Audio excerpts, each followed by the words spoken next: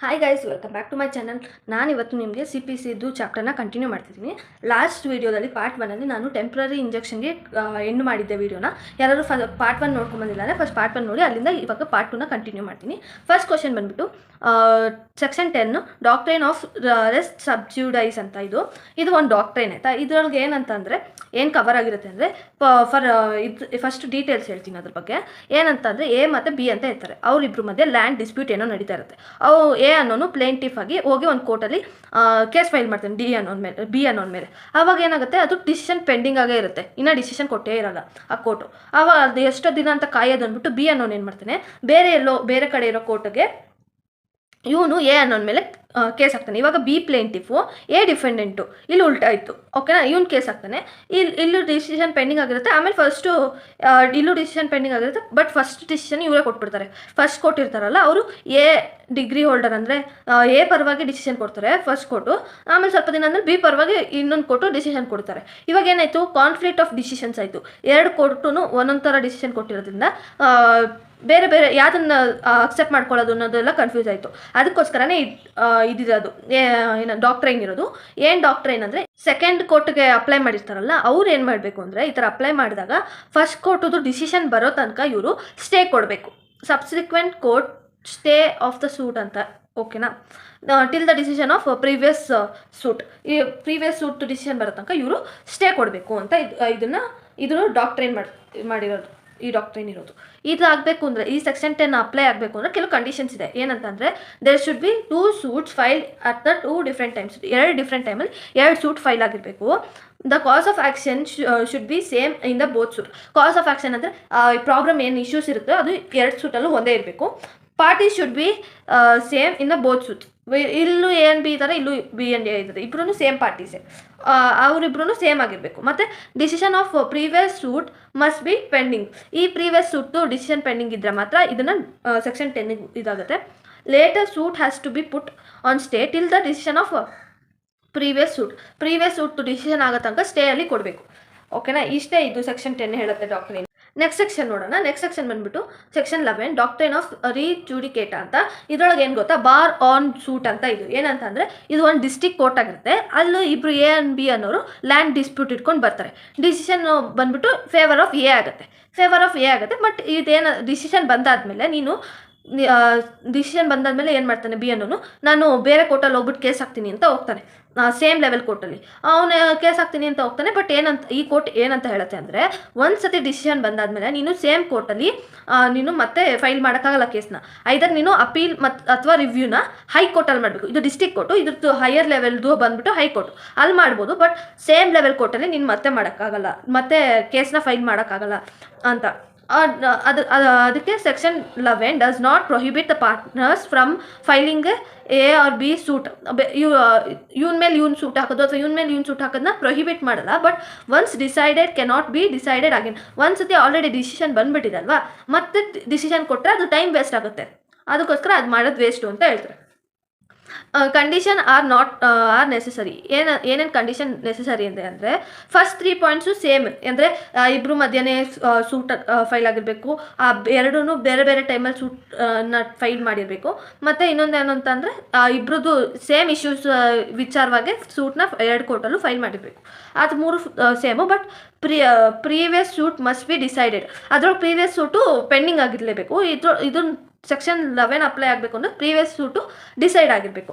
Litre suit will bar by the court. ಆವಾಗ ಈ court ಏನು ಮಾಡುತ್ತೆ, ಆ ಸೂಟ್ನ ಬಾರ್ ಮಾಡುತ್ತೆ. ಓಕೆನಾ, ಇವಾಗ ಡಿಫ್ರೆನ್ಸ್ ಬಿಟ್ವೀನ್ ಸೆಕ್ಷನ್ 10 ಮತ್ತು ಸೆಕ್ಷನ್ 11 ನೋಡೋಣ.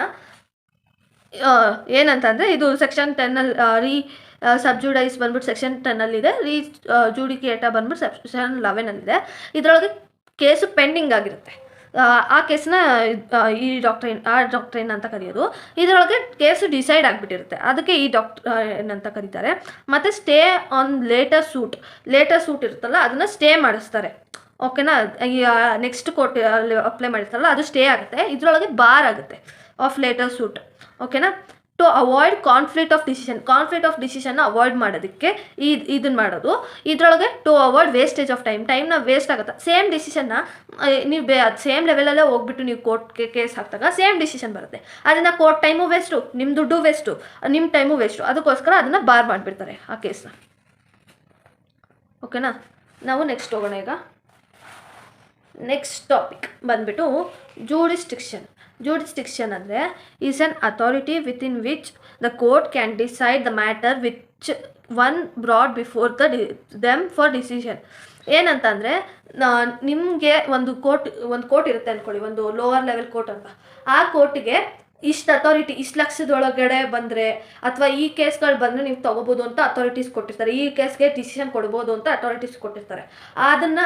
ಅದಕ್ಕೆ ಏನು ಅಥಾರಿಟೀಸ್ ಕೊಟ್ಟಿರ್ತಾರೋ ಅದನ್ನು ಜೂರಿಸ್ಡಿಕ್ಷನ್ ಅಂತ ಕರೀತಾರೆ. ಓಕೆನಾ, ಬೌಂಡ್ರಿ ಹಾಕ್ಬಿಟ್ಟಿರ್ತಾರೆ. ಇದಾದ್ಮೇಲೆ ನೀವು ಜಾಸ್ತಿ ತೊಗೊಳಂಗಿಲ್ಲ. ಅಂದರೆ ಇವಾಗ 5 ಲಕ್ಷದ ತನಕ ಅಷ್ಟೇ ಲಿಮಿಟ್ ನೀವು ಕೇಸ್ ತೊಗೊಳಕ್ಕೆ. ಅಂದರೆ 5 ಲಕ್ಷದ ಮೇಲೆ ಬರೋ ಕೇಸ್ನೆಲ್ಲ ಬೇರೆ ಕೋರ್ಟ್ ತೊಗೊಳುತ್ತೆ, ಇವ್ರು ತೊಗೊಳಂಗಿಲ್ಲ ಆ ಥರ. ಓಕೆನಾ, the jurisdiction is decided by constitution, statute ಮತ್ತು ಗೌರ್ಮೆಂಟ್. ಯಾರು ಬೇಕಂದ್ರು ಲಾ, ಕಾನ್ಸ್ಟಿಟ್ಯೂಷನು ಅಥವಾ ಗೌರ್ಮೆಂಟು ಯಾರು ಬೇಕಂದ್ರು ಈ ಕೋರ್ಟದು ಇಷ್ಟು ತನಕ ಜೂರಿಸ್ಡಿಕ್ಷನ್ ಅಂತ ಡಿಸೈಡ್ ಮಾಡ್ಬೋದು. If there is no jurisdiction is set, define it as to be unlimited jurisdiction. ಏನಂತಂದರೆ ಯಾವುದೇ ಒಂದು ಜೂರಿಸ್ಡಿಕ್ಷನು ಸೆಟ್ ಆಗಿಲ್ಲ ಅಂದರೆ ಅದು ಅನ್ಲಿಮಿಟೆಡ್. ಯಾವ ಥರ ಕೇಸ್ ಬೇಕಾದ್ರೂ ತೊಗೋಬೋದು, ಎಷ್ಟು ದುಡ್ಡಿನಾದ್ರು ತೊಗೋಬೋದು, ಯಾವ ಮ್ಯಾಟರ್ಸ್ನಾದ್ರು ಅವರು ಇದು ಮಾಡ್ಬೋದು. ಓಕೆನಾ, ಇವಾಗ ಏನಂತಂದರೆ next there are 4 types of jurisdiction define under CPC 1908 define ಆಗಿದೆ. ಯಾವ ಥರ 4 ಟೈಪ್ಸ್ ಇದೆ ಅಂದರೆ subject matter, territorial matter, jurisdiction over a person ಮತ್ತು ಪೆಕ್ಯೂನರಿ ಜೂರಿಸ್ಡಿಕ್ಷನ್.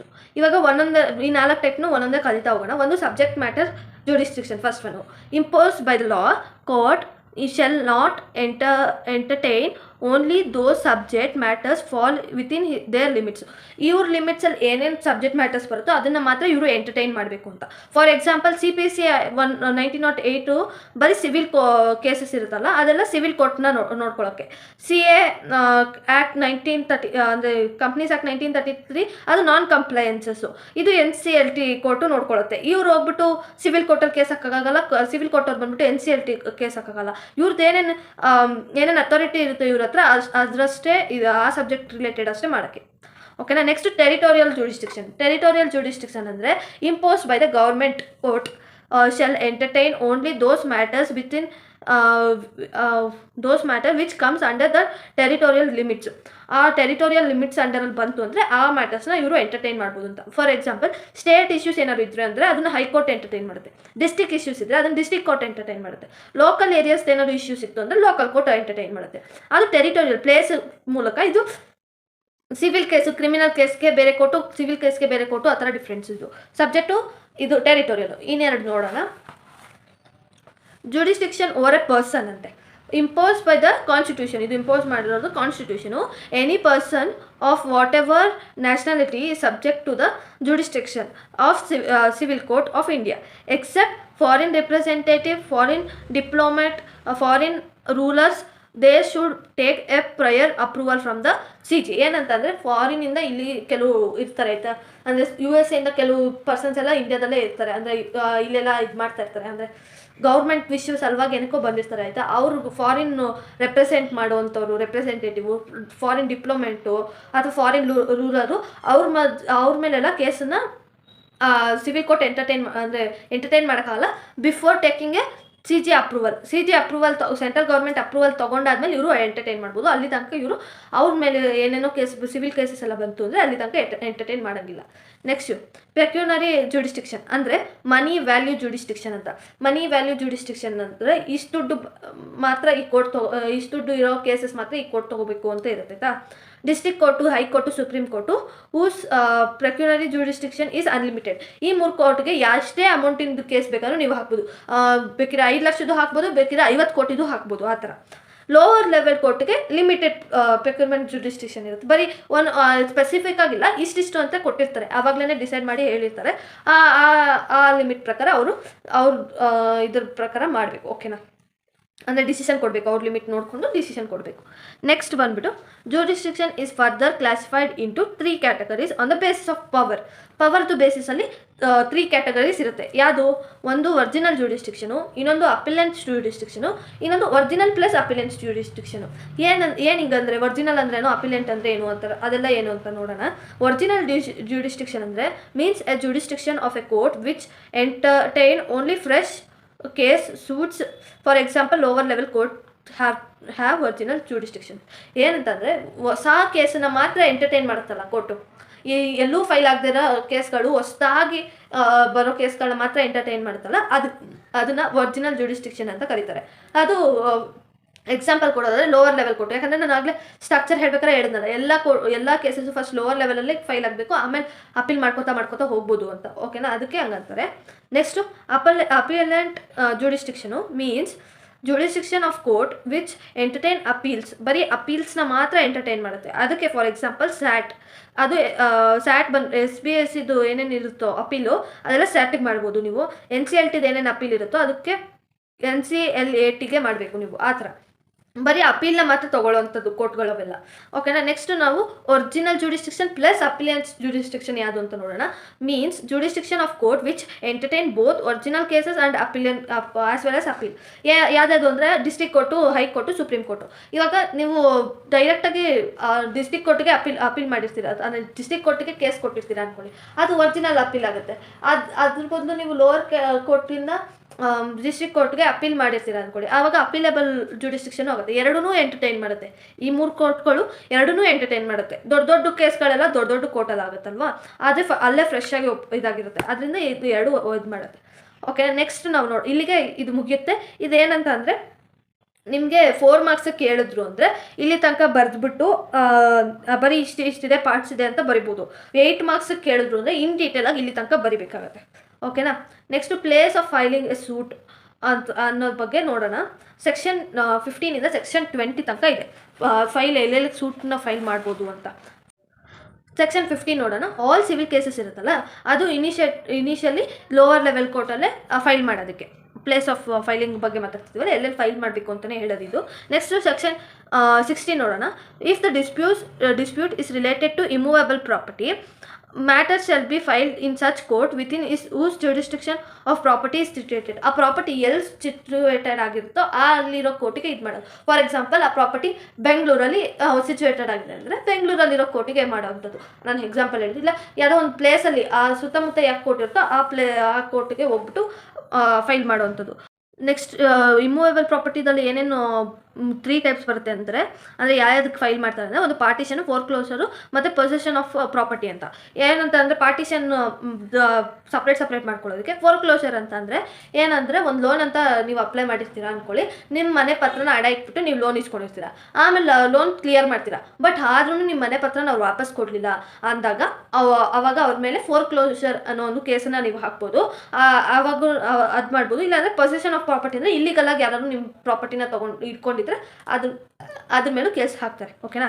ಇಷ್ಟೇ ಸೆಕ್ಷನ್ 16. ನೆಕ್ಸ್ಟ್ ಸೆಕ್ಷನ್ 17 ನೋಡೋಣ. Disputes related to immovable property situated in more than 1 court jurisdiction. ಅಂದರೆ ಇಲ್ಲಿ ಮನೆ ಇದೆ ಆಯಿತಾ, ಇಲ್ಲೊಂದು ಕೋರ್ಟ್ ಇದೆ, ಇಲ್ಲೊಂದು ಕೋರ್ಟ್ ಇದೆ, ಈ ಮನೆ ಮಿಡಲಲ್ಲಿದೆ ಕರೆಕ್ಟಾಗಿ. ಇವಾಗ ಯಾವ ಕೋರ್ಟಿಗೆ ಹೋಗಬೇಕು ಅವನು ಯಾವ ಕೋರ್ಟಿಗೆ ಬೇಕಂದ್ರೂ ಹೋಗ್ಬೋದು.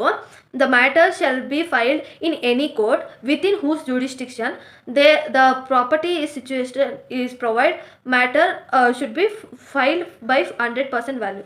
ಏನಿದ್ರ ಮೀನಿಂಗು ಅಂತಂದರೆ ಇವನು ಈ ಕೋರ್ಟ್ಗಾರು ಹೋಗ್ಬೋದು, ಈ ಕೋರ್ಟ್ಗೆ ಹೋದ್ರೂ ಹೋಗ್ಬೋದು. ಬಟ್ ಏನಂತಂದರೆ ಈ ಕೋರ್ಟು ಲಿಮಿಟ್ಸ್ 5 lakhs ಇರುತ್ತೆ ಅಂದ್ಕೊಳ್ಳಿ. ಇವನು ಪ್ರಾಪರ್ಟಿ ಈ ಪ್ರಾಪರ್ಟಿ ಇರುತ್ತಲ್ಲ, ಇದು ಒಂದು 25 lakhs ಬೆಳತ್ತೆ ಅಂತ ಅಂದ್ಕೊಳ್ಳಿ. ಈ ಕೋರ್ಟ್ದು ಜುಡಿಸ್ಟಿಕ್ಷನ್ ಬಂದುಬಿಟ್ಟು 5 lakhs ಇರುತ್ತೆ. ಈ ಕೋರ್ಟ್ದು ಜುಡಿಸ್ಟಿಕ್ಷನ್ 50 lakhs ಇರುತ್ತೆ. ಆವಾಗ ಇವನು 100% 25 lakhsಗೆ 100% ಇಲ್ಲಿ ಕೇಸ್ ಫೈಲ್ ಮಾಡ್ಬೋದು. ಇದ್ರೊಳಗೆ ಮಾಡೋಕ್ಕಾಗಲ್ಲ, ಅರ್ಧಂಬರ್ಧ ಆಗೋಗ್ಬಿಡುತ್ತೆ. ಅದಕ್ಕೆ ಈ ಕೋರ್ಟಲ್ಲಿ ಅವನು ಕೇಸ್ನ ಫೈಲ್ ಮಾಡಬೇಕು. 100% ವ್ಯಾಲ್ಯೂ ಇರೋ ಕೋರ್ಟಲ್ಲಿ ಕೇಸ್ನ ಫೈಲ್ ಮಾಡಬೇಕು ಅಂತ ಇರುತ್ತೆ. ಓಕೆನಾ? ನೆಕ್ಸ್ಟ್ ಸೆಕ್ಷನ್ 18 ನೋಡೋಣ. Section 18 if the dispute is related to immovable property and the jurisdiction of such property is uncertain. ಎಲ್ಲಿ ಪ್ರಾಪರ್ಟಿ ಹತ್ರ ಯಾವುದೇ ಕೋರ್ಟ್ ಇರಲ್ಲ, ಏನೂ ಇಲ್ಲ, ಎಲ್ಲಿ ಯಾವ ಕೋರ್ಟ್ಗೆ ಈ ಪ್ರಾಪರ್ಟಿ ಸೇರುತ್ತೆ ಅಂತಲೇ ಗೊತ್ತಿರಲ್ಲ, ಅದು ಗೊತ್ತೇ ಇಲ್ಲದಿದ್ದಾಗ ಏನು ಮಾಡಬೇಕು ಅಂದರೆ matter shall be filed in a nearest court. ಅವ್ರಿಗೆ ಯಾವುದು ನಿಯರೆಸ್ಟ್ ಕೋರ್ಟ್ ಇರುತ್ತೋ ಆ ಕೋರ್ಟ್ಗೆ ಮ್ಯಾಟರ್ನ ಫೈಲ್ ಮಾಡ್ಬೋದು along with the return application to the court informing that uncertain of jurisdiction. Nearest ಕೋರ್ಟಲ್ಲಿ ಹೋಗಿ ಮ್ಯಾಟರ್ನ ಫೈಲ್ ಮಾಡ್ಬೋದು, ಬಟ್ ಅವ್ರಿಗೆ ಇನ್ಫಾರ್ಮ್ ಮಾಡಬೇಕು ನಮ್ಗೆ ಅದೇ ಥರ ಈ ಥರ ಅನ್ಸರ್ಟೈನ್ ಇದೆ, ಈ ಮನೆ ಯಾವ ಕೋರ್ಟಿಗೆ ಸೇರುತ್ತೆ ಅಂತ ನಮ್ಗೆ ಗೊತ್ತಿಲ್ಲ ಅಂತ ಅವರು ಮೆನ್ಷನ್ ಮಾಡಿ ಹೇಳಬೇಕು. ಓಕೆನಾ. ಇನ್ನೊಂದೇನಂದರೆ ಇದೇ ಥರ ಇವಾಗ ಬ್ರೀಚ್ ಆಫ್ ಕಾಂಟ್ರಾಕ್ಟ್ ಇದ್ದಾಗ ಅಲ್ಲಿ ಹೋಗಿ ನೀವು ಕೇಸ್ನ ಫೈಲ್ ಮಾಡಬೇಕು ಅಂದರೆ matter shall be filed in such court within whose jurisdiction. ಈ 4 ಪಾಯಿಂಟ್ಸ್ ಇರೋ ಜಾಗದಲ್ಲಿ ನೀವು ಕೇಸ್ನ ಫೈಲ್ ಮಾಡ್ಬೋದು. ಯಾವುದೇದಂದರೆ ದ ಕಾಂಟ್ರಾಕ್ಟ್ ವಾಸ್ ಎಂಟರ್ಡ್, ಎಲ್ಲಿ ನೀವು ಕಾಂಟ್ರಾಕ್ಟ್ನ ಎಂಟರ್ ಆಗಿರ್ತೀರೋ ಅಲ್ಲಿ, ಅಥವಾ ಡಿಫೆಂಡೆಂಟ್ ಟು ರೆಸಿಡೆಂಟ್, ಡಿಫೆಂಡೆಂಟ್ ಮನೆ ಇರುತ್ತಲ್ಲ ಅಲ್ಲಿ ಆ ಕೋರ್ಟ್ ಮನೆ ಹತ್ರ ಯಾವ ಕೋರ್ಟ್ ಬರುತ್ತೋ ಅದಕ್ಕೆ, ಅಥವಾ ದ ಕಾಂಟ್ರಾಕ್ಟ್ ವಾಸ್ ಬ್ರೀಚ್ಡ್, ನಿಮ್ಮಿಬ್ರು ಕಾಂಟ್ರಾಕ್ಟ್ ಬ್ರೀಚ್ ಆಗುತ್ತಲ್ಲ ಆ ಪ್ಲೇಸಲ್ಲಿ ಯಾಕೆ ಕೊಟ್ಟಿರುತ್ತೋ ಅದಕ್ಕೆ, ಅಥವಾ the defendant having a place of business, ಯಾವ್ದಾದ್ರು ಒಂದು ಪ್ಲೇಸ್ ಆಫ್ ಬಿಸ್ನೆಸ್ ಡಿಫೆಂಡೆಂಟ್ ಹತ್ರ ಇದ್ದರೆ ಆ ಕೋರ್ಟ್ ಅಲ್ಲಿ ಕೋರ್ಟ್ ಬರುತ್ತಲ್ಲ ಒಂದು ಪ್ಲೇಸ್ ಆಫ್ ಬಿಸ್ನೆಸ್ ಇರೋ ಜಾಗದಲ್ಲಿ ಆ ಕೋರ್ಟ್ ಹತ್ರ ಇವ್ನು ಹೋಗ್ಬಿಟ್ಟು ಫೈಲ್ ಮಾಡ್ಬೋದು. ಓಕೆನಾ. ನೆಕ್ಸ್ಟ್ ಸೆಕ್ಷನ್ 19 ನೋಡೋಣ. ಏನಂತಂದರೆ the wrong has happened within a person ಅಥವಾ ಮೂವೇಬಲ್ ಪ್ರಾಪರ್ಟಿ. ಮೂವೇಬಲ್ ಪ್ರಾಪರ್ಟಿ ಅಥವಾ ಪರ್ಸನ್ ಮೇಲೆ ರಾಂಗ್ ಆಯಿತು ಅಂದರೆ the matter shall be filed in such court within whose jurisdiction the wrong or cause action as arised. ಎಲ್ಲಿ ನಿಮಗೆ cause of action ಅಥವಾ wrong ಆಗಿರುತ್ತೋ ಆ ಪ್ಲೇಸಲ್ಲಿ ನೀವು ಹೋಗಿ ಅಂದರೆ ಇವಾಗ ನಿಮಗೆ ಒಂದು ಮಲ್ಲೇಶ್ವರಮಲ್ಲಿ ನಿಮಗೆ ಯಾರೋ ಬಂದ್ಬಿಟ್ಟು ನಿಮಗೆ ಆಕ್ಸಿಡೆಂಟ್ ಮಾಡಿದ್ರು ಅಂತ ಅಂದ್ಕೊಳ್ಳಿ, ಆವಾಗ ನೀವು ಮಲ್ಲೇಶ್ವರಮಲ್ಲಿರೋ ಕೋರ್ಟ್ ಹತ್ರ ಹೋಗ್ಬಿಟ್ಟು ನೀವು ಇದು ಮಾಡ್ಬೋದು, ಅಥವಾ ಡಿಫೆಂಡೆಂಟು ರೆಸಿಡೆಂಟು ಅಥವಾ ಪ್ಲೇಸ್ ಆಫ್ ಬಿಸ್ನೆಸ್ ಇರುತ್ತಲ್ಲ ಅಲ್ಲಿ ಹೋಗಿ ನೀವು ಕೇಸ್ನ ಫೈಲ್ ಮಾಡ್ಬೋದು. ನೆಕ್ಸ್ಟ್ ಸೆಕ್ಷನ್ 20 ನೋಡೋಣ. Other cases the matter shall be filed in such court within whose jurisdiction of cause of action is arise or in the court within jurisdiction defendant resident or having a place of business. Other cases ಅಂತಂದರೆ ಇಲ್ಲಿ ಇಷ್ಟೋ ತನಕ ಮಾತಾಡಿದ್ವಲ್ಲ ಆ ಕೇಸ್ನ ಬಿಟ್ಟು ಬೇರೆ ಯಾವ್ದಾದ್ರು case ಇದ್ದರೆ ಅದು ಅದರ್ ಕೇಸಸ್ಸು. ಇಲ್ಲಿ ಕಾಸ್ ಆಫ್ ಆ್ಯಕ್ಷನ್ ಎಲ್ಲ ಆಗಿರುತ್ತೋ ಅಲ್ಲಿ ಕೇಸ್ನ ಫೈಲ್ ಮಾಡ್ಬೋದು, ಅಥವಾ ಡಿಫೆಂಡೆಂಟು ರೆಸಿಡೆಂಟು ಅಥವಾ ಪ್ಲೇಸ್ ಆಫ್ ಬಿಸ್ನೆಸ್ ಇರುತ್ತಲ್ಲ ಅಲ್ಲಿ ನೀವು ಕೇಸ್ನ ಫೈಲ್ ಮಾಡ್ಬೋದು. ಓಕೆನಾ. ನೆಕ್ಸ್ಟ್ ಕ್ವಶನ್ಗೆ ಹೋಗೋಣ. Discuss appeal and its type as per CPC 1908. ಅಪೀಲ್ದು ಟೈಪ್ಸ್ ಏನು ಅಂತ ನೋಡೋಣ ಇವಾಗ. The term appeal is not defined under CPC 1908. Appeal ಅನ್ನೋದು ಡಿಫೈನ್ ಆಗಿಲ್ಲ CPC 1908 ಅಪೀಲ್ ಅನ್ನೋದು ಒಂದು legal right. It is not natural or inherent right. ಅಂದರೆ ನ್ಯಾಚುರಲ್ ಆರ್ ಇನ್ಹರೆಂಟ್ ರೈಟ್ ಅಂತಂದರೆ ನೀವು ಹುಟ್ಟಿದ ತಕ್ಷಣ ಸಿಗುತ್ತಲ್ಲ ಅದು ನ್ಯಾಚುರಲ್ ರೈಟ್, ಅದು ಆ ಥರ ಅಲ್ಲ. ಅಪೀಲ್ ಅಂದರೆ ಆ ಥರ ರೈಟ್ ಅಲ್ಲ, ಅದು ಒಂದು legal right. The provision related to appeal cover under CPC 1908. ಎಲ್ಲ ಪ್ರೊವಿಷನ್ಸು ಅಪೀಲ್ ರಿಲೇಟೆಡ್ ಎಲ್ಲ ಇದ್ರೊಳಗೆ ಕವರ್ ಆಗಿದೆ. There are 4 types of appeal under the law. 4 ಥರ ಅಪೀಲ್ ಇದೆ. ಯಾವುದಂದರೆ original appeal, second appeal, appealable order, appeal to supreme court ಅಂತ 4 appeal ಇದೆ. ಓಕೆನಾ. Original appeal made to higher court against the subordinate court decision. ಒಂದು subordinate court ಅಂದರೆ lower level court ಒಂದು decision ಕೊಟ್ಟಿರುತ್ತೆ, ನಿಮ್ಗೆ ಅದು ಇಷ್ಟ ಆಗಿಲ್ಲ ಅಂದರೆ ಅದ್ರದ್ದು ಹೈಯರ್ ಲೆವೆಲ್ ಕೋರ್ಟ್ ಇರುತ್ತಲ್ಲ ಅದಕ್ಕೆ ನೀವು ಅಪೀಲ್ ಆಗ್ತೀರಾ, ಅದನ್ನು ಒರಿಜಿನಲ್ ಅಪೀಲ್ ಅಂತ ಕರೀತಾರೆ. ಒರಿಜಿನಲ್ ಅಪೀಲ್ ಯಾವತ್ತು ಫಸ್ಟ್ ಅಪೀಲ್ ಆಗಿರುತ್ತೆ. ಮತ್ತು original appeal is also against X party ಮೇಲೆ ಬೇಕೆಂದರೂ ನೀವು ಒರಿಜಿನಲ್ ಅಪೀಲ್ನ ಹಾಕ್ಬೋದು. ಓಕೆನಾ. ಇದು ಹೇಗೆ ಬರುತ್ತೆ ಅಂದರೆ ಫಸ್ಟು ಲೋವರ್ ಲೆವೆಲ್ನಿಂದ ಡಿಸ್ಟ್ರಿಕ್ಟ್ ಕೋರ್ಟಿಗೆ ನೀವು ಇದಾಕಿದ್ರೆ ಅದನ್ನು ಒರಿಜಿನಲ್ ಅಪೀಲ್ ಅಂತಾರೆ. ಡಿಸ್ಟ್ರಿಕ್ಟ್ ಕೋರ್ಟಿಂದ ಹೈಕೋರ್ಟಿಗೆ ನೀವು ಅಪೀಲ್ ಮಾಡಿದ್ರೆ ಅದನ್ನು ಸೆಕೆಂಡ್ ಅಪೀಲ್ ಅಂತಾರೆ. ಹೈಕೋರ್ಟಿಂದ ಸುಪ್ರೀಂ ಕೋರ್ಟ್ಗೆ ಅಪೀಲ್ ಹಾಕಿದ್ರೆ ಅದು ಥರ್ಡ್ ಅಪೀಲ್ ಆಗಿರುತ್ತೆ. ಓಕೆನಾ. ಒರಿಜಿನಲ್ ಅಪೀಲು ಡಸ್ ನಾಟ್ ಲೈ. ಯಾವುದ್ರಲ್ಲಿ ಒರಿಜಿನಲ್ ಅಪೀಲ್ ಲೈ ಆಗಲ್ಲ ಅಂದರೆ ಕಾನ್ಸೆಂಟ್ ಡಿಗ್ರಿ ಅಂದರೆ ಇಬ್ಬರು ಪಾರ್ಟಿನೂ ಅಗ್ರಿ ಮಾಡಿರ್ತಾರೆ. ಲೋವರ್ ಕೋರ್ಟ್ ಡಿಸಿಷನ್ ಏನು ಕೊಟ್ಟಿರ್ತಾರೋ ಅದನ್ನು ಇಬ್ಬರು ಪಾರ್ಟಿನೂ ಅಗ್ರಿ ಮಾಡಿರ್ತಾರೆ. ಆಗ ಅಪೀಲ್ ಹಾಕೋ ನೆಸೆಸಿಟಿನೇ ಇರೋಲ್ಲ ಅಲ್ವಾ. ಅದರಿಂದ ಅದು ಇದಿಲ್ಲ. ಮತ್ತು value of the property or money involve does not exceed 10,000. 10,000ಗಿಂತ ಕಡಿಮೆ ದುಡ್ಡಾಗಿದ್ದರೆ ಅದನ್ನು ನೀವು ಡಿಸ್ಟ್ರಿಕ್ಟ್ ಕೋರ್ಟ್ಗೆ ಅಪೀಲ್ ಮಾಡೋ ಹಾಗೆ ಇಲ್ಲ, ಅಂದರೆ ಹೈಯರ್ ಲೆವೆಲ್ ಕೋರ್ಟ್ಗೆ ನೀವು ಅಪೀಲ್ ಮಾಡೋಕ್ಕೆ ಆಗಲ್ಲ. ಓಕೆನಾ. ನೆಕ್ಸ್ಟ್ ಸೆಕೆಂಡ್ ಅಪೀಲ್ ನೋಡೋಣ. ಸೆಕೆಂಡ್ ಅಪೀಲ್ ಬಂದ್ಬಿಟ್ಟು the provision related to second appeal are covered under section 100 of CPC 1908. ಓಕೆನಾ. ಅದ್ರೊಳಗೆ ಕವರ್ ಆಗಿದೆ ಸೆಕ್ಷನ್ 100. ನೆಕ್ಸ್ಟ್ ಬಂದ್ಬಿಟ್ಟು the second appeal means the appeal made to high court against the decision passed by the court which subordinate to high court. Subordinate to high court ಅಂದರೆ district court ಹೈಕೋರ್ಟ್ಗೆ district court ಕೊಟ್ಟಿರೋ decision ಅವ್ರಿಗೆ ಇಷ್ಟ ಆಗಿಲ್ಲ ಅಂದರೆ ಹೈಕೋರ್ಟ್ಗೆ ಅಪೀಲ್ ಮಾಡ್ತಾರಲ್ಲ ಆವಾಗ ಅದನ್ನು ಸೆಕೆಂಡ್ ಅಪೀಲ್ ಅಂತ ಕರೀತಾರೆ. Second appeal are made to high court against the order or a decision of a sub court. ಈಗ ಡಿಸ್ಟ್ರಿಕ್ಟ್ ಕೋರ್ಟು ಅಥವಾ ಸಬ್ ಕೋರ್ಟು ಏನು ಡಿಸಿಷನ್ ಇರುತ್ತೋ ಅದ್ರ ಮೇಲೆ ಅಪೀಲ್ ಮಾಡ್ಬೋದು.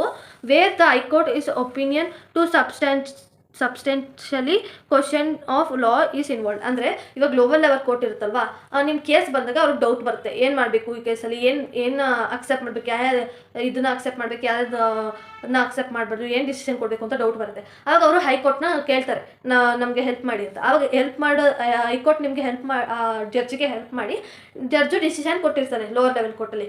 ನೀವಾಗ ಹೈಕೋರ್ಟಿನ ಇನ್ಫಾರ್ಮೇಷನ್ನೇ ತಾನೇ ಇವ್ನು ಜಡ್ಜ್ ಕೊಟ್ಟಿರೋದು. ನೀವು ಥಿಂಕ್ ಮಾಡೋಂಗಿಲ್ಲ ಏನಂತ ಅಂದರೆ ಹೈಯರ್ ಕೋರ್ಟಲ್ಲಿ ಹೋದರೆ ನನಗೆ ಅದೇ ಡಿಸಿಷನ್ ಸಿಗುತ್ತೆ ಅಂತ.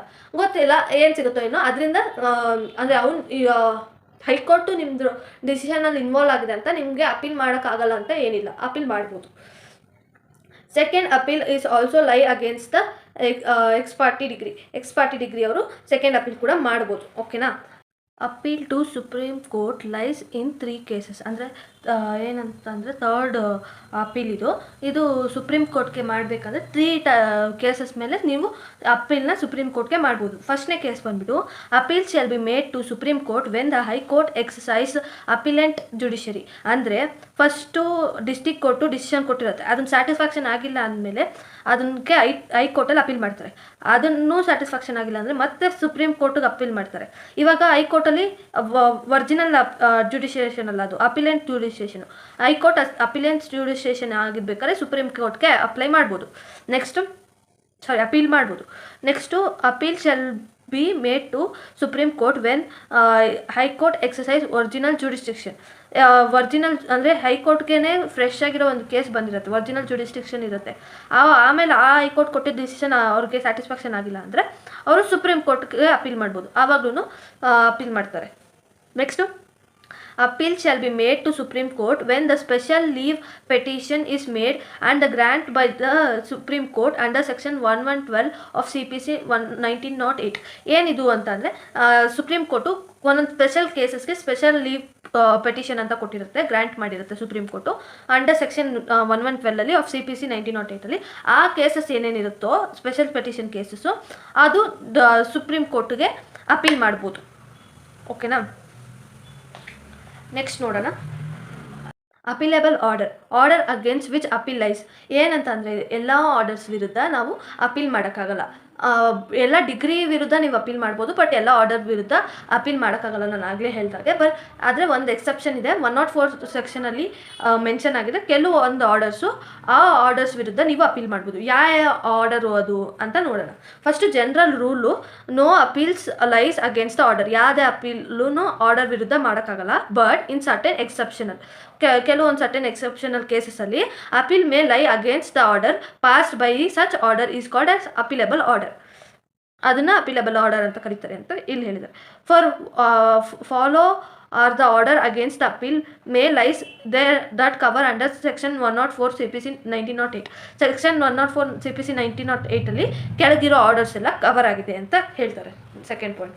ಫಸ್ಟ್ ಇವಾಗ ನಾವು ಇದರೊಳಗೆ 5 ಆರ್ಡರ್ಸ್ ಇದೆ ಆಯಿತಾ. 5 ಆರ್ಡರ್ಸ್ ವಿರುದ್ಧ ನಾವು ಅಪೀಲ್ ಮಾಡ್ಬೋದು. ಒಂದೊಂದೇ ಆರ್ಡರ್ ನೋಡ್ತಾ ಹೋಗೋಣ.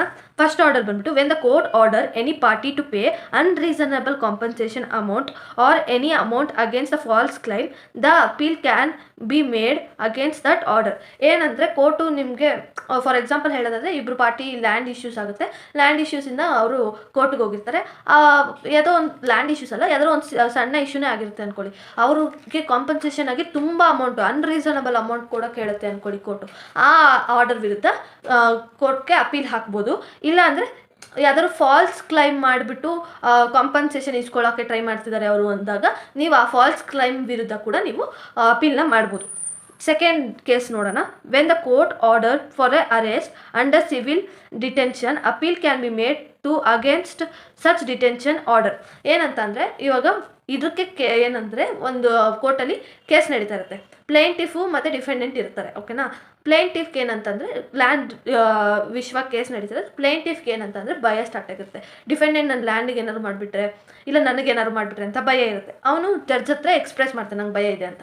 ಆವಾಗ ಆ ಥರ ಭಯ ಇದ್ದಾಗ ಅರೆಸ್ಟ್ ಮಾಡಿ ಸ್ವಲ್ಪ ಅಂದರೆ ಕೇಸ್ ಮುಗಿಯೋ ತನಕ ಅರೆಸ್ಟ್ ಮಾಡಿ ಇಕ್ಬೋದು. ಇವ್ನು ಪ್ರೂವ್ ಮಾಡಬೇಕು ಪ್ಲೇಂಟಿಫು, ನನಗೆ ನಿಜವಾಗ್ಲೂ ಥ್ರೆಟ್ ಮಾಡ್ತಾನೆ ಇವನು ಅಂತೆಲ್ಲ ಪ್ರೂವ್ ಮಾಡಬೇಕು. ಅವ್ರನ್ನ ಅರೆಸ್ಟ್ ಮಾಡಿ ಇಕ್ತಾರೆ ಡಿಫೆಂಡೆಂಟ್ನ. ಅದ್ರ ವಿರುದ್ಧನೂ ಇವನು ಏನದು ಅಪೀಲ್ ಮಾಡ್ಬೋದು. ಡಿಫೆಂಡೆಂಟು ಸುಮ್ಮನೆ ಅರೆಸ್ಟ್ ಮಾಡಿಸಿದ್ರೆ ಸುಮ್ಮನೆ ಡಿಟೆನ್ಷನ್ ಅಪೀಲ್ ಮಾಡ್ಬೋದು ಅದ್ರ ವಿರುದ್ಧ. ಓಕೆನಾ. Next, when temporary injection order is passed without N reasonable grounds appeal can be made against such temporary injection order. ಏನಂತ ಅಂದರೆ ಟೆಂಪರರಿ ಇಂಜೆಕ್ಷನ್ ಆರ್ಡರ್ ಅಂದರೆ ನಾನು ಆಗಲೇ ಮೆನ್ಷನ್ ಮಾಡಿದ್ದೀನಲ್ಲ, ಏನಾದ್ರು ಈ ನಿಮ್ಮದು ಕೇಸ್ ನಡೀತಿರ್ಬೇಕಾದ್ರೆ ಬೆಂಗಳೂರು ಬಿಟ್ಟು ಹೋಗಬೇಡಿ, ಆಮೇಲೆ ಸ್ವಲ್ಪ ರಿಸ್ಟ್ರಿಕ್ಷನ್ಸ್ ಆ ಪೀರಿಯಡ್ಗೋಸ್ಕರ ನಿಮಗೆ ಇದು ಮಾಡಿರ್ತಾರೆ, ರಿಸ್ಟ್ರಿಕ್ಟ್ ಮಾಡಿರ್ತಾರೆ, ಯಾವುದೇ ಒಂದು ಇದನ್ನಾದ್ರು ಆರ್ಡರ್ನಾದ್ರು ಇದು ಮಾಡಿರ್ತಾರೆ. ಅದು ರೀಸನಬಲ್ ಗ್ರೌಂಡ್ಸಲ್ಲೇ ಇಲ್ಲ, ಏನು ಈ ಕೇಸ್ಗೂ ಅದಕ್ಕೂ ಸಂಬಂಧನೇ ಇಲ್ಲ ಅಂದ್ರೂ ನಿಮ್ಮನ್ನ ರಿಸ್ಟ್ರಿಕ್ಟ್ ಮಾಡಿದ್ದಾರೆ ಅಂತ ಯಾವ್ದಾದ್ರು ಒಂದು ಇದು ಬಂದಾಗ ನೀವು ಅದ್ರ ವಿರುದ್ಧ ಅಪೀಲ್ ಮಾಡ್ಬೋದು. Next, when court refuse to initiate the cases which are filed. 2 case ಇದೆ, ಈ ಕೇಸ್ನ ಇನಿಷಿಯೇಟ್ ಮಾಡೋಕ್ಕೆ ಕೋರ್ಟ್ ರೆಫ್ಯೂಸ್ ಮಾಡಿದ್ರೆ ಅವಾಗ ನೀವು ಅದ್ರ ವಿರುದ್ಧ ಅಪೀಲ್ ಮಾಡ್ಬೋದು. ಅಂಡರ್ ಸೆಕ್ಷನ್ 91 ಏನಂತಂದರೆ, suit against the public nuisance wrong against public at large. ಯಾವುದೋ ಒಂದು ಪಬ್ಲಿಕ್ ನ್ಯೂಸೆನ್ಸ್ ಬಗ್ಗೆ ನೀವು ಸೂಟ್ ಹಾಕಿದಾಗ ಅದನ್ನು ರೆಫ್ಯೂಸ್ ಮಾಡಿದ್ರೆ ಕೇಸ್ ಕೋರ್ಟು ಆ ಕೇಸ್ನ ಅವಾಗ ನೀವು ಅಪೀಲ್ ಮಾಡ್ಬೋದು. ಇನ್ನೊಂದು ಬಂದ್ಬಿಟ್ಟು under section 92 suit for breach of trust created for public charitable purpose. ಒಂದು ಬ್ರೀಚ್ ಆಫ್ ಟ್ರಸ್ಟ್ ಏನಾದ್ರು ಆಗಿತ್ತು ಅಂದರೆ ಪಬ್ಲಿಕ್ ಚಾರಿಟೇಬಲ್ ಟ್ರಸ್ಟಿಂದ ಅದನ್ನು ರೆಫ್ಯೂಸ್ ಮಾಡಿದ್ರೆ ಕೋರ್ಟು ಆವಾಗೂ ಅದ್ರ ವಿರುದ್ಧ ನೀವು ಅಪೀಲ್ ಮಾಡ್ಬೋದು. Any other order which is made appealable in under section 104 of CPC 1908. ಯಾವುದೇ ಆರ್ಡರು ಸೆಕ್ಷನ್ 104 ಅಂಡರ್ CPC 1908 ಅಂಡರಲ್ಲಿ ಬರುತ್ತೋ ಅವೆಲ್ಲ ಆರ್ಡರನ್ನು ನೀವು ಅಪೀಲ್ ಮಾಡ್ಬೋದು ಅಂತ. ಅಂದರೆ ನೆಕ್ಸ್ಟ್ ಆ್ಯಡ್ ಮಾಡ್ತಾ ಹೋಗ್ತಾರಲ್ಲ ಅದಕ್ಕೋಸ್ಕರ ಆ ಸೆಂಟೆನ್ಸ್ ಕೊಟ್ಟಿದ್ದಾರೆ. ನೆಕ್ಸ್ಟ್ ನೋಡೋಣ, 2 ನೋಟ್ ಇದೆ ಇಲ್ಲಿ. ನೋಟ್ 1 ಬಂದ್ಬಿಟ್ಟು, no appeal shall be lie against the decision passed under this section. ಏನಿದಕ್ಕೆ ಮೀನಿಂಗ್ ಅಂದರೆ, ಇವಾಗ ನೀವು ಆರ್ಡರ್ ಇರುತ್ತೆ, ಆರ್ಡರ್ ವಿರುದ್ಧ ಒಂದು ಅಪೀಲ್ ಮಾಡಿರ್ತೀರ, ಅಪೀಲ್ ಮಾಡಾದ್ಮೇಲೆ ಅದಕ್ಕೊಂದು ಡಿಸಿಷನ್ ಬಂದಿರುತ್ತೆ. ಆ ಡಿಸಿಷನ್ ವಿರುದ್ಧ ಮತ್ತೆ ಅಪೀಲ್ ಮಾಡೋ ಆಪರ್ಚುನಿಟಿ ಇರಲ್ಲ. ಫಸ್ಟ್ ಏನು ಡಿಸಿಷನ್ ಬಂದಿರುತ್ತೋ ಅದೇ ಫೈನಲ್ ಅಂತ. ಸೆಕೆಂಡ್ ನೋಟ್ ನೋಡೋಣ, definition of degree does not include AO. ಅಂದರೆ ಡೆಫಿನೇಷನ್ ಡಿಗ್ರಿ ಇದೆಯಲ್ಲ ಅದ್ರೊಳಗೆ ಅಪೀಲಬಲ್ ಆರ್ಡರ್ದು ಇನ್ಕ್ಲೂಡ್ ಆಗಿರಲ್ಲ. Degree is not equal to appealable order. ಡಿಗ್ರಿನೇ ಸಪ್ರೇಟು, ಅಪೀಲಬಲ್ ಆರ್ಡರೇ ಸಪ್ರೇಟು. ಎರಡನ್ನೂ ಅಪೀಲ್ ಮಾಡ್ಬೋದು, ಬಟ್ ಎರಡನ್ನೂ ಬೇರೆ ಬೇರೆ. Next section 113 reference to High Court ಅಂತ. ಏನಂತ ಅಂದರೆ ಎಲ್ಲ ಕೋರ್ಟದು ಜಡ್ಜ್ ಇರ್ತಾರಲ್ಲ ಅವರು ಎಲ್ಲ ಕೇಸಸ್ಸಲ್ಲೂ ಎಕ್ಸ್ಪರ್ಟೀಸ್ ಇರಲ್ಲ. ಒಂದೊಂದ್ರೊಳಗೆ ಇರ್ತಾರೆ, ಒಂದೊಂದ್ರೊಳಗೆ ಗೊತ್ತಾಗಲ್ಲ, ಡೌಟ್ಗಳೆಲ್ಲ ಬರುತ್ತೆ ಅಲ್ವಾ. ಅವರು ಹ್ಯೂಮನ್ ಬೀಯಿಂಗ್ಸು ಡೌಟ್ ಬಂದೇ ಬರುತ್ತೆ. ಏನಂದರೆ ಇವಾಗ ಫಾರ್ ಎಕ್ಸಾಂಪಲು A ಮತ್ತು B ಅಂತ ಒಬ್ಬರು ಲ್ಯಾಂಡ್ ಡಿಸ್ಪ್ಯೂಟ್ ಇಟ್ಕೊಂಡು ಬರ್ತಾರೆ ಕೋರ್ಟಿಗೆ.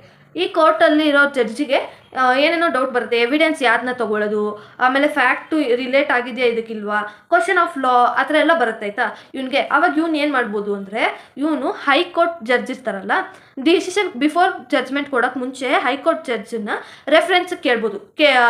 ಏನೇನು ತೊಗೊಳ್ಳಿ, ಏನೇನು ಎವಿಡೆನ್ಸ್ ಆಗಿ ತೊಗೊಳ್ಳಿ, ಏನೇನು ತೊಗೋಬಾರ್ದು ಅದನ್ನೆಲ್ಲ ಇವನು ಹೈಕೋರ್ಟ್ ಜಡ್ಜ್ ಹತ್ರ ಕೇಳ್ಬೋದು. High court may pass necessary direction order to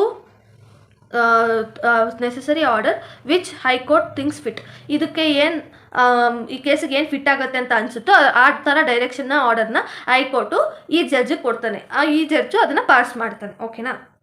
ನೆಕ್ಸ್ಟ್ನೇದು ಬಂದುಬಿಟ್ಟು ಸೆಕ್ಷನ್ 114 ನೋಡೋಣ. ಇದು ರಿವ್ಯೂ ಅಂದರೆ ಏನು ಅಂತ ನೋಡೋಣ. ಸೇಮ್ ಲ್ಯಾಂಡ್ ಡಿಸ್ಪ್ಯೂಟ್ ಆಗಿರುತ್ತೆ, ಕೋರ್ಟ್ ಹತ್ರ ಹೋಗಿರ್ತಾರೆ, ಡಿಸಿಷನ್ ಬಂದುಬಿಟ್ಟು ಇನ್ ಫೇವರ್ ಆಫ್ A ಆಗಿರುತ್ತೆ.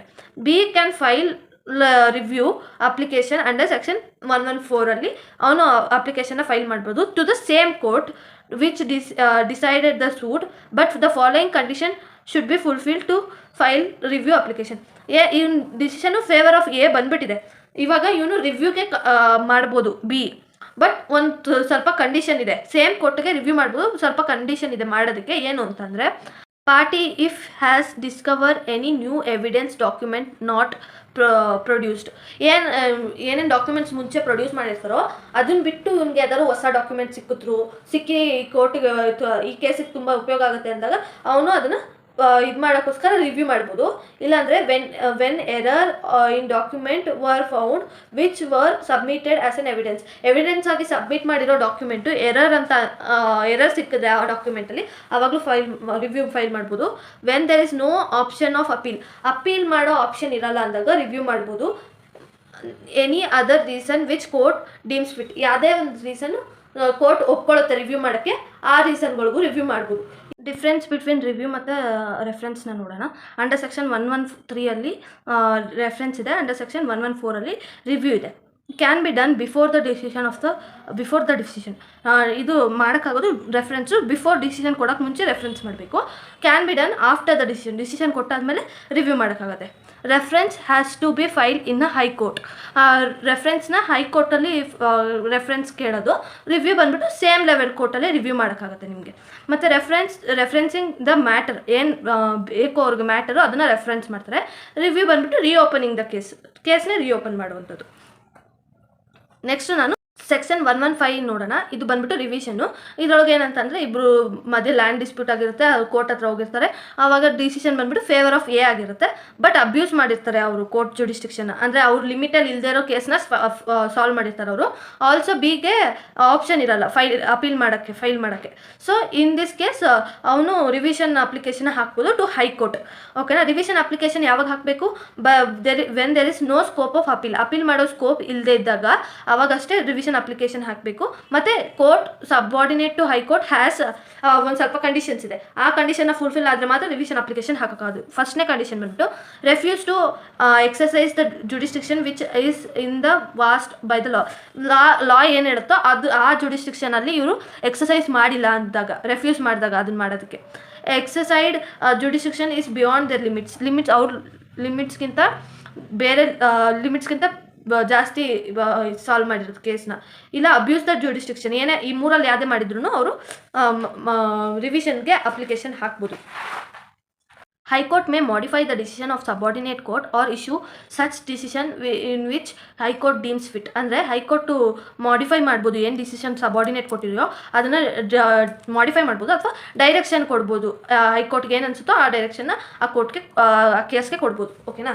ಡಿಫ್ರೆನ್ಸ್ ಬಿಟ್ವೀನ್ ರಿವ್ಯೂ ಮತ್ತು ರಿವಿಷನ್ದು ನೋಡೋಣ. ಇದು ಅಂಡರ್ ಸೆಕ್ಷನ್ 114 ರಿವ್ಯೂ ಇದೆ, ಅಂಡರ್ ಸೆಕ್ಷನ್ 115 ರಿವಿಷನ್ ಇದೆ.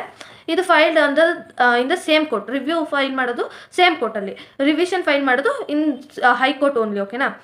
ಇದರೊಳಗೆ ಏನಂತಂದರೆ ಲ್ಯಾಕ್ ಆಫ್ ಎವಿಡೆನ್ಸ್ ಇರುತ್ತೆ ಅಥವಾ ಡಾಕ್ಯುಮೆಂಟ್ಸ್ ಲ್ಯಾಕ್ ಇರುತ್ತಲ್ಲ ಆವಾಗ ರಿವ್ಯೂ ಫೈಲ್ ಮಾಡ್ತಾರೆ. ಜುಡಿಸ್ಟಿಕ್ಷನ್ ಎರರ್ ಇದ್ದರೆ ಮಾತ್ರ ರಿವಿಷನ್ನ ಫೈಲ್ ಮಾಡ್ತಾರೆ. ಓಕೆನಾ. ರೀಓಪನಿಂಗ್ ಆಫ್ ಕೇಸಸ್, ಏನು ಕೇಸ್ ಇರುತ್ತೋ ಅದನ್ನು ರೀಓಪನ್ ಮಾಡ್ತಾರೆ. ಇದರೊಳಗೆ ಬಂದುಬಿಟ್ಟು ಎಕ್ಸಾಮಿನ್ ಆಫ್ ಜುಡಿಸ್ಟಿಕ್ಷನ್ ಎರರ್, ಏನು ಜುಡಿಸ್ಟಿಕ್ಷನ್ ಎರರ್ ಇರುತ್ತೆ ಅದನ್ನು ಎಕ್ಸಾಮಿನ್ ಮಾಡ್ತಾರೆ. ಓಕೆನಾ. ನೆಕ್ಸ್ಟು ಡಿಫ್ರೆನ್ಸ್ ಬಿಟ್ವೀನ್ ರಿವಿಷನ್ ಮತ್ತು ಅಪ್ಪೀಲ ನೋಡೋಣ. ಇದು ಬಂದ್ಬಿಟ್ಟು ರಿವಿಷನ್ ಬಂದ್ಬಿಟ್ಟು ಸೆಕ್ಷನ್ 115 ಡಿಫೈನ್ ಆಗಿದೆ. ಅಪೀಲ್ ಬಂದ್ಬಿಟ್ಟು ಸೆಕ್ಷನ್ 96 to 112 ಒಳಗೆ ಡಿಫೈನ್ ಆಗಿದೆ. ಓಕೆನಾ. ಇದು ಎಕ್ಸಾಮಿನೇಷನ್ ಆಫ್ ಜುಡಿಸ್ಟಿಕ್ಷನ್ ಎರರು. ಇದರೊಳಗೆ not necessary that appeal there is a jurisdiction error ಇದ್ದರೆ ಮಾತ್ರ ಅಪೀಲ್ ಮಾಡಬೇಕು ಅಂತ ಏನಿಲ್ಲ, ಯಾವುದೇ ಥರ ಇದ್ರೂ ಅಪೀಲ್ ಮಾಡ್ಬೋದು. Next file in the high court only ಆವಾಗ ಮಾತ್ರ ಅಪೀಲ್ನ ಫೈಲ್ ಮಾಡಿ, ಹೈಕೋರ್ಟಲ್ಲಿ ಅಷ್ಟೇ ರಿವಿಷನ್ನ ಫೈಲ್ ಮಾಡೋಕ್ಕಾಗುತ್ತೆ. ಅಪೀಲ್ನ ಹೈಯರ್ ಕೋರ್ಟ್ಗೂ ಡಿಫ್ರೆನ್ಸ್ ಇದೆ. ಹೈಕೋರ್ಟ್ ಅಂದರೆ ಒಂದು ಕೋರ್ಟು, ಹೈಯರ್ ಕೋರ್ಟ್ ಅಂದರೆ ಲೋವರ್ ಲೆವೆಲ್ ಕೋರ್ಟ್ಗೆ ಹೈಯರ್ ಕೋರ್ಟ್ ಬಂದ್ಬಿಟ್ಟು ಡಿಸ್ಟ್ರಿಕ್ಟ್ ಕೋರ್ಟ್, ಅವ್ರಿಗಿಂತ ಒಂದು ಸ್ಟೆಪ್ ಮೇಲೆ. ಆ ಥರ ಹೈಯರ್ ಕೋರ್ಟಲ್ಲಿ ನೀವು ಫೈಲ್ ಮಾಡ್ಬೋದು. ಓಕೆನಾ. ಇವರು ರಿವಿಷನಲ್ಲಿ ಡಿಸಿಷನ್ನೇ ಮಾಡಿಫೈ ಮಾಡಿಬಿಡ್ತಾರೆ. ಅಪೀಲಲ್ಲಿ ಮಾಡಿಫೈ ಏನು ಮಾಡೋಕ್ಕಾಗಲ್ಲ ಡಿಸಿಷನ್, ಅದರೊಳಗೆ ಏನಾದ್ರು ಬೇರೆ ಥರ ಮಾಡಿಬಿಟ್ಟು ಕೊಡ್ತಾರೆ. ಓಕೆ.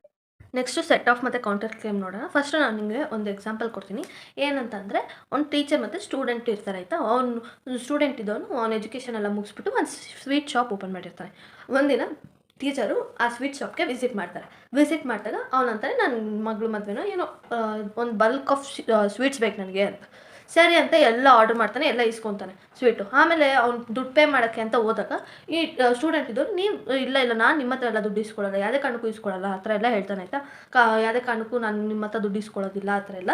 ಅದು ಒಂದು ಥೌಸಂಡ್ಸಲ್ಲಿ ಇರುತ್ತೆ ಆ ಅಮೌಂಟು, 36,000 ಆ ಥರ ಏನೋ ಇರುತ್ತೆ. ಅಂದ್ರೂ ಅವ್ನು ಇಸ್ಕೊಳ್ಳಲ್ಲ, ಪರವಾಗಿಲ್ಲ ಸರ್ ನಿಮ್ಮ ಹತ್ರ ಇಸ್ಕೊಳ್ಳೋಲ್ಲ ನಾನು ಅಂತ ಹೇಳ್ಬಿಟ್ಟು ಅಂತಾನೆ. ಸರಿ ಅಂದ್ಬಿಟ್ಟು ಏನು ಮಾಡೋಕ್ಕಾಗಲ್ಲ ಅಂತ ಟೀಚರ್ ಬಿಟ್ಬಿಡ್ತಾರೆ ಆಯಿತಾ.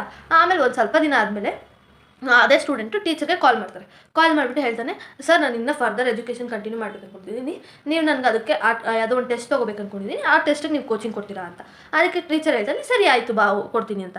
ಎಲ್ಲ ಕೋಚಿಂಗ್ ಎಲ್ಲ ಕೊಡ್ತಾರೆ, ಎಲ್ಲ ಚೆನ್ನಾಗಾಗುತ್ತೆ ಕೋಚಿಂಗ್ ಎಲ್ಲ. ಇನ್ನೇನು ಲಾಸ್ಟ್ ದಿನ ಮುಗಿಯುತ್ತೆ, ಆ ಪೋರ್ಷನ್ಸ್ ಎಲ್ಲ ಮುಗಿಯುತ್ತೆ ಅಂದಾಗ ಟೀಚರ್ ಅಂತಾರೆ ನಾಳೆನೇ ಲಾಸ್ಟ್ ಡೇ, ನನಗೆ ಫೀಸ್ ತೊಗೊಂಬಂದ್ಬಿಡು ಮರಿದಂಗೆ ಅಂತ ಹೇಳ್ಬಿಟ್ಟು ಕಳಿಸ್ತಾರೆ. ನೋಡಿದ್ರೆ ನೆಕ್ಸ್ಟ್ ದಿನ ಸ್ಟೂಡೆಂಟ್ ಕೋಚಿಂಗಿಗೆ ಬರಲಿಲ್ಲ, ಇವಾಗ ಏನು ಟೀಚರ್ಗೆ ಕೋಪ ಬಂದ್ಬಿಡುತ್ತೆ. ಇವ್ನು ನನ್ನ ಫೀಸ್ ಕೊಡಲಿಲ್ಲ, ಕೋಚಿಂಗಿಗೂ ಬರಲಿಲ್ಲ, ಲಾಸ್ಟ್ ದಿನ ಅಂತ ಯಾಮಸ್ಬಿಟ್ಟ ನನ್ನ ಅಂತ ಅಂದ್ಬಿಟ್ಟು ಟೀಚರ್ ಏನು ಮಾಡ್ತಾನೆ, ಒಂದು ಕೇಸ್ನ ಫೈಲ್ ಮಾಡ್ತಾನೆ. ಕೇಸ್ನ ಫೈಲ್ ಮಾಡಾದ್ಮೇಲೆ ಏನು ಸ್ಟೂಡೆಂಟ್ಗೆ ನೋಟಿಸ್ ಹೋಗುತ್ತೆ, ಏನಂತ ಈ ಥರ ನಿಮ್ಮ ಮೇಲೆ ಕೇಸ್ ಫೈಲ್ ಆಗಿದೆ ಅಂತ. ಆ ಟೀಚರ್ ಸ್ಟೂಡೆಂಟ್ ಅನ್ನೋದು ಸ್ಟೂಡೆಂಟ್ ಕೋಪ ಬಂದುಬಿಡುತ್ತೆ. ನಾನು ಸ್ವೀಟ್ ಅವತ್ತು ಫ್ರೀಯಾಗಿ ಕೊಟ್ಟಿದ್ದೀನಲ್ವ, ಇವಾಗ ಟೀಚರು ಕೋಚಿಂಗ್ನ ಫ್ರೀಯಾಗಿ ಕೊಡ್ಬೇಕು ತಾನೆ ನನಗೆ ಅಂತ ಅವನು ಕೋಪ ಬಂದುಬಿಡುತ್ತೆ. ಆಯಿತಾ, ಅವನೇನು ಮಾಡ್ತಾನೆ, ಸರಿ ಅಂತ ಹೋಗ್ತಾನೆ ಕೋರ್ಟ್ ಹಿಯರಿಂಗಿಗೆ ಹೋಗ್ತಾನೆ. ಅವಾಗ ಅವನು ಅಟ್ ದ ಫಸ್ಟ್ ಹಿಯರಿಂಗಲ್ಲೇ ಅವನು ಹೇಳ್ತಾನೆ, ನನಗೆ ಈ ಥರ ಅವ್ರು ದುಡ್ಡು ಕೊಡಬೇಕಿತ್ತು, ಅದಕ್ಕೂ ಇದಕ್ಕೂ ವಜಾ ಆಗುತ್ತೆ ಅಂತ ನಾನು ಅಂದ್ಕೊಂಡಿದ್ದೆ, ಅದಕ್ಕೂ ಇದಕ್ಕೂ ಸೆಟ್ ಆಫ್ ಆಗುತ್ತೆ ಅಂತ ಅಂದ್ಕೊಂಡಿದ್ದೆ ಅಂತ ಅಂತಾನೆ. ಅಂದರೆ ರಿಟರ್ನ್ ಸ್ಟೇಟ್ಮೆಂಟಲ್ಲಿ ನನಗೆ ಇಷ್ಟು ದುಡ್ಡು ಅವ್ರು ಕೊಡಬೇಕಿತ್ತು, ಅದಕ್ಕೋಸ್ಕರ ನಾನು ಆ ದುಡ್ಡನ್ನ ಕೊಟ್ಟಿಲ್ಲ ಅಂತ ಅವನು ರಿಟರ್ನ್ ಸ್ಟೇಟ್ಮೆಂಟಲ್ಲಿ ಬರೆದ್ಬಿಟ್ಟು ಫಸ್ಟ್ ಹಿಯರಿಂಗಲ್ಲೇ ಕೊಡ್ತಾನೆ. ಅದನ್ನು ಸೆಟ್ ಆಫ್ ಅಂತ ಕರೀತಾರೆ. ಓಕೆನಾ. ಮತ್ತು ಅವನು ಕ್ಲೈಮ್ ಮಾಡಿದ್ನಲ್ಲ, ಇವಾಗ ಇವರು ಕೋಚಿಂಗ್ ದುಡ್ಡು ಕೊಡಬೇಕಿತ್ತು ತಲ್ಲ, ನಾನು ಇವನು ಟೀಚರ್ ಕೋಚಿಂಗ್ ದುಡ್ಡು ಬೇಕು ಅಂತ ಕೇಳೋದಕ್ಕೆ ಇವನು ನಾನು ಸ್ವೀಟ್ ದುಡ್ಡು ಕೊಡಿ ಅಂತ ಕ್ಲೈಮ್ ಮಾಡಿದ್ನಲ್ಲ, ಅದನ್ನು ಕೌಂಟರ್ ಕ್ಲೈಮ್ ಅಂತ ಕರೀತಾರೆ. ಇದು ಕಾನ್ಸೆಪ್ಟ್ ಆಗುತ್ತೆ where two transaction same party ಮೇಲೆ ಆದಾಗ ಈ ಕಾನ್ಸೆಪ್ಟ್ ಆಗೋದು. ಇಲ್ಲಿ ನೋಡಿ, ಫಸ್ಟ್ ರಿಕವರಿ ಆಫ್ ಮನಿಗೋಸ್ಕರ, ಕೋಚಿಂಗ್ ಮನಿಗೋಸ್ಕರ ರಿಕವರಿ ಆಫ್ ಮನಿಗೋಸ್ಕರ ಟೀಚರು ಕೇಸ್ ಹಾಕಿರ್ತಾನೆ ಸ್ಟೂಡೆಂಟ್ ಮೇಲೆ. ಆವಾಗ ಇದಾಗುತ್ತೆ, ಅಂದರೆ ಅದೊಂದಾಗಿರಬೇಕು. ಇನ್ನೊಂದು ಸ್ಟೂಡೆಂಟು ಮತ್ತೆ ಕೌಂಟರ್ ಕ್ಲೇಮ್ ಆಗಿರಬೇಕು ರಿಕವರಿ ಆಫ್ ಮನಿಗೋಸ್ಕರ, ಸ್ವೀಟ್ಗೋಸ್ಕರ. ಓಕೆನಾ, ಇದು ಒಂದಾಯ್ತಾ. ಇದನ್ನು ಸೆಟ್ ಆಫ್ ಕೌಂಟರ್ ಕ್ಲೇಮ್ ಅಂತಾರೆ. ಓಕೆನಾ. ನೆಕ್ಸ್ಟ್ ಸೆಕೆಂಡ್ ಒನ್ ಬಂದುಬಿಟ್ಟು ಏನಂತ ಅಂದರೆ ಸ್ವೀಟ್ಸ್ ದುಡ್ಡು ಸೆಕೆಂಡ್ ಒನ್ ಬಂದುಬಿಟ್ಟು ಅದು ಸ್ವೀಟ್ಸ್ ತೊಗೊಳಕ್ಕೆ ಬರ್ತಾನೆ, ಇಷ್ಟು ಸಾವಿರ ಬಿಲ್ ಆಗುತ್ತೆ. ಆವಾಗಲೇ ಸ್ಟೂಡೆಂಟ್ ಹೇಳ್ತಾನೆ, ಬೇಡ ಸರ್, ನೀವು ನಂಗೆ ದುಡ್ಡು ಕೊಡೋದು ಬೇಡ, ಅದ್ರ ಬದಲು ನನಗೆ ಈ ಥರ ನಾನು ಎಜುಕೇಷನ್ ಮಾಡ್ಬೇಕು ಅಂದ್ಕೊಂಡಿದ್ದೀನಿ, ಈ ಥರ ಕೋಚಿಂಗ್ ಕೊಡ್ತೀರಾ ಅಂತ ಕೇಳ್ಬಿಡೋದು. ದುಡ್ಡು ಬೇಡ ನಿಮ್ಮದು, ಕೋಚಿಂಗ್ ಕೊಡ್ತೀರಾ ಅಂತ ಕೇಳ್ಬಿಡೋದು. ಅದನ್ನು ಏನಂತ ಕೇಳ್ತಾರೆ, ಅದನ್ನು ಈಕ್ವಿಟೇಬಲ್ ಸೆಟ್ ಆಫ್ ಅಂತಾರೆ. ಒಂದೇ ಟ್ರಾನ್ಸಾಕ್ಷನ್ ಆಗುತ್ತೆ. ಫಸ್ಟ್ ಸ್ವೀಟ್ ಆಗಲಿಲ್ಲ, ಅವ್ನು ಹೇಳ್ಬಿಡ್ತಾನೆ ನಾನು ಕೋಚಿಂಗ್ ಕೊಟ್ಬಿಡಿ ಅಂತ. ಅದನ್ನು ಈಕ್ವಿಟೇಬಲ್ ಸೆಟ್ ಆಫ್ ಅಂತ ಕರೀತಾರೆ. ಓಕೆನಾ. ನೆಕ್ಸ್ಟ್ ಇದು ಸೆಟ್ ಆಫ್ ಬಂದ್ಬಿಟ್ಟು ಆರ್ಡರ್ 8 ರೂಲ್ ನಂಬರ್ 6 ಅಲ್ಲಿ ಡಿಫೈನ್ ಆಗಿದೆ. ಕೌಂಟರ್ ಕ್ಲೇಮ್ ಬಂದ್ಬಿಟ್ಟು ಆರ್ಡರ್ 8 ರೂಲ್ ನಂಬರ್ 6A ಅಲ್ಲಿ ಡಿಫೈನ್ ಆಗಿದೆ. ಈಕ್ವಿಟೇಬಲ್ ಸೆಟ್ ಆಫ್ ಬಂದ್ಬಿಟ್ಟು ಆರ್ಡರ್ 8 ರೂಲ್ ನಂಬರ್ 6B ಅಲ್ಲಿ ಡಿಫೈನ್ ಆಗಿದೆ. Next topic, last topic of the lesson ಬಂದ್ಬಿಟ್ಟು ಡಿಸ್ಕವರಿ ಮತ್ತು ಇಂಟ್ರೋಗೇಷನ್ ಅಂತ. ಡಿಸ್ಕವರಿ ಮತ್ತು ಇಂಟ್ರೋಗೇಷನ್ ಅಂತಂದರೆ ಇದ್ರ ಮಧ್ಯೆ ಕೇಸ್ ನಡೀತಿರುತ್ತೆ. ಆಯಿತಾ, ಕೇಸ್ ನಡಿಬೇಕಾದ್ರೆ ಡಿಫೆಂಡೆಂಟ್ ಹತ್ರ ಒಂದು ಸ್ವಲ್ಪ ಎವಿಡೆನ್ಸ್ ಇದೆ ಅಂತ ಪ್ಲೇಂಟಿಫ್ಗೆ ಗೊತ್ತಿರುತ್ತೆ, ಅದು ಈ ಕೇಸಿಗೆ ಹೆಲ್ಪ್ ಆಗುವಂಥ ಎವಿಡೆನ್ಸು. ಆವಾಗ ಅವನು ಕೋರ್ಟ್ಗೆ ರಿಕ್ವೆಸ್ಟ್ ಮಾಡ್ಕೊತಾನೆ, ಈ ಥರ ಎವಿಡೆನ್ಸ್ನ ನನ್ನ ಥರ ಹೆಲ್ಪ್ ಮಾಡಿ ಈಸ್ಕೊಡಿ ಅವನ ಹತ್ರ, ಅದು ಈ ಕೇಸ್ಗೆ ತುಂಬ ಹೆಲ್ಪ್ ಆಗುತ್ತೆ ಅಂತ. ಅದನ್ನು ಏನಂತಾರೆ, ಡಿಸ್ಕವರಿ ಅಂತಾರೆ. ಏನಂತಂದರೆ ಆವಾಗ ಆ ಡಾಕ್ಯುಮೆಂಟ್ಗೋಸ್ಕರ, ಆ ಎವಿಡೆನ್ಸ್ಗೋಸ್ಕರ ಪ್ಲೇಂಟಿಫು ಇದು ಮಾಡುವಂಥದ್ದು, ಆ ಡಾಕ್ಯುಮೆಂಟ್ ರೆಕಾರ್ಡ್ಸ್ನ ಈಸ್ಕೊಳ್ಳೋ ಅಂಥದ್ದು ಡಿಫಿಡೆಂಟ್ ಹತ್ರ ಈಸ್ಕೊಳ್ಳೋಂಥದ್ದು ಪ್ಲೇಂಟಿಫ್. ಓಕೆನಾ. ಈ ಎರಡನೇದು ಬಂದುಬಿಟ್ಟು ಇಂಟ್ರೋಗೇಷನ್ ಅಂದರೆ ಒಬ್ಬ ಪರ್ಸನ್ ಇರ್ತಾನಲ್ಲ, ಆ ಪರ್ಸನ್ನ ಇಂಟ್ರೋಗೇಟ್ ಮಾಡಿ ಇನ್ಫಾರ್ಮೇಷನ್ ಅವನಿಂದ ತೊಗೊಳ್ಳೋವಂಥದ್ದು. ಇಲ್ಲಿದೆ ನೋಡಿ, ಡಿಸ್ಕವರಿ ಆಫ್ ಡಾಕ್ಯುಮೆಂಟ್ ಅಂದರೆ ಇನ್ಸ್ಪೆಕ್ಷನ್ ಆಫ್ ಪರ್ಟಿಕ್ಯುಲರ್ ಪ್ಲೇಸ್. ಈ ಪ್ಲೇಸಲ್ಲಿ ಅವ್ನು ಡಾಕ್ಯುಮೆಂಟ್ ಇಕ್ಕಿರ್ಬೋದು, ಆ ಪ್ಲೇಸಲ್ಲಿ ಇನ್ಸ್ಪೆಕ್ಷನ್ ಮಾಡಿ ನಂಗೆ ಡಾಕ್ಯುಮೆಂಟ್ ಸಿಗುತ್ತೆ ಅಂತ ಹೇಳುವಂಥದ್ದು. ಇಲ್ಲ ಇಂಟ್ರೋಗೇಷನ್ ಅಂತಂದರೆ ಯಾವ್ದಾದ್ರು ಒಂದು ಪರ್ಟಿಕ್ಯುಲರ್ ಪರ್ಸನ್ನ ಕೂತ್ಕೊಂಡು ಕೇಳುವಂಥದ್ದು, ಡೀಟೇಲ್ಸ್ ಹೇಳು ಅಂತ ಇಂಟ್ರೋಗೇಷನ್ ಮಾಡುವಂಥದ್ದು. ಓಕೆನಾ. ಈ ಟೈಮಲ್ಲಿ ಡಿಸ್ಕವರಿ ಟೈಮಲ್ಲಿ ಆಗಲಿ, ಇಂಟ್ರೋಗೇಷನ್ ಟೈಮಲ್ಲಿ ಆಗಲಿ, ಕೆಲವೊಂದು ಥಿಂಗ್ಸ್ನ ಪ್ಲೇಂಟಿಫು ಡಿಫೆಂಡೆಂಟ್ ಹತ್ರ ಕೇಳೋಂಗಿಲ್ಲ. ಯಾವ ಥಿಂಗ್ಸು ಅಂದರೆ they cannot ask for the injurious of public ಇಂಟ್ರೆಸ್ಟ್ಗೆ ಇಂಜುರಿ ಆಗುವಂಥದ್ದು ಥಿಂಗ್ಸ್ನ ಕೇಳೋಂಗಿಲ್ಲ. ಕಾನ್ಫಿಡೆನ್ಷಿಯಲ್ ಮ್ಯಾಟರ್ಸ್ ಏನೇನೋ ಇರುತ್ತೆ ಅಲ್ವಾ ಆ ಕೇಸ್ ಇದ್ರೊಳಗೆ, ಅದನ್ನು ಕೇಳೋ ಹಾಗಿಲ್ಲ. ಮತ್ತು ಪ್ರೊಫೆಷ್ನಲ್ ಕಮ್ಯುನಿಕೇಷನ್, ಇವ್ನು ಹೋಗ್ಬಿಟ್ಟು ಕೇಳ್ಬೋದಲ್ವಾ, ಏನಂತ ನಿಮ್ಮ ಲಾಯರ್ ನೀನು ಏನು ಮಾತಾಡಿದ್ರಿ ಹೇಳು ನನಗೆ ಅಂತ, ಆ ಥರ ಎಲ್ಲ ಕೇಳೋಂಗಿಲ್ಲ, ಅವೆಲ್ಲ ಕೇಳೋಂಗಿಲ್ಲ. ಮತ್ತು ಫಿಶಿ ನೇಚರ್ ಅಂದರೆ ಇವಾಗ ಕೇಸಿಗೆ ಸಂಬಂಧ ಇಲ್ದಿರೋ ಯಾವುದೋ ಬೇರೆ ಕ್ವಶನ್, ಈಗ ನಿಂಗೆ ಮದುವೆ ಆಗಿದೆಯಾ ಅದು ಇದೆಲ್ಲ ಕೇಳ್ತಾರೆ, ಅದೆಲ್ಲ ಕೇಸಿಗೆ ಸಂಬಂಧನೇ ಇರೋಲ್ಲ. ಇದನ್ನು ಕೇಳೋ ಅಂಥ ಅವಶ್ಯಕತೆ, ಅದನ್ನು ಕೇಳೋ ಹಾಗಿಲ್ಲ. Next it can affect is side of case, ಅಂದರೆ ಡಿಫೆಂಡೆಂಟ್ ಸೈಡ್ ಆಫ್ ಕೇಸನ್ನ ಅಫೆಕ್ಟ್ ಮಾಡೋ ಕ್ವಶನ್ಸ್ನ ಪ್ಲೇಂಟಿಫ್ ಕೇಳೋ ಹಾಗಿಲ್ಲ. ಈ 5 ಪಾಯಿಂಟ್ಸ್ನ ಪ್ಲೇಂಟಿಫು ಡಿಫೆಂಡೆಂಟ್ಗೆ ಕೇಳೋ ಹಾಗಿಲ್ಲ. ಡಿಸ್ಕವರಿ ಅಥವಾ ಇಂಟ್ರೋಗೇಷನ್ನು ಡಿಫೆಂಡೆಂಟ್ನ ಮಾಡ್ಬೇಕಾರೆ. ಇಲ್ಲಿಗೆ ಈ ಚಾಪ್ಟರ್ನ ಹೆಡ್ ಮಾಡ್ತಿದ್ದೀನಿ. ಈ ಚಾಪ್ಟರ್ ಇಲ್ಲಿಗೆ ಕಂಪ್ಲೀಟ್ ಆಗುತ್ತೆ. Thank you for watching. ಯಾವ್ದಾದ್ರು ಡೌಟ್ಸ್ ಇದೆ ಕಮೆಂಟ್ ಸೆಕ್ಷನಲ್ಲಿ ಕಮೆಂಟ್ ಮಾಡಿ.